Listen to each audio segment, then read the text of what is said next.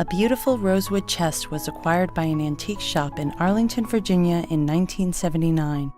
It was purchased shortly after by a young lawyer, Robert Hegestad. As I left the store, I noticed a cabinet behind the counter and asked the dealer if it was for sale, and he said yes it was. Would I like to see the contents? And I said no, not really.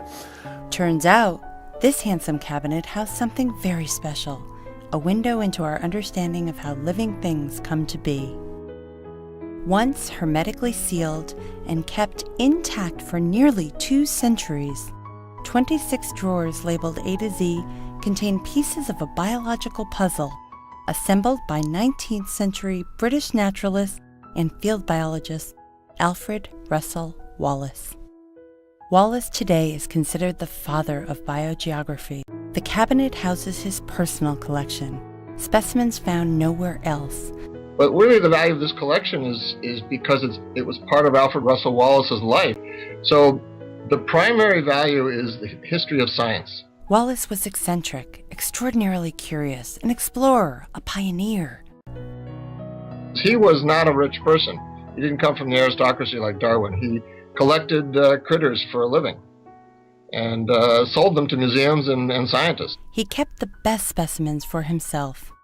Housed in his original cabinet are 1,700 specimens, including species then newly discovered and even today found nowhere else and considered new to science.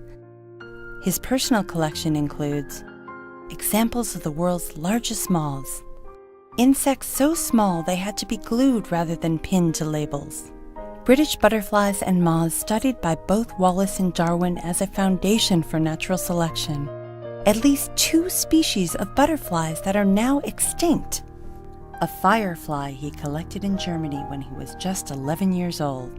Years later, Wallace writes with wonder of a firefly in the Amazon. By moving one over the lines of a newspaper, I was enabled easily to read it. I think the collection is important and interesting because it connects real organisms with people to show the development of a man, but also the development of these fields that are so important in society today. This cabinet provides evidence to support this revolutionary scientist's work. This cabinet is a time capsule and a hope chest. Its contents provide insights from the past and opportunities for discovery in the future that advance science and human understanding. I'm Lisa Joy Zagorski with the National Science Foundation.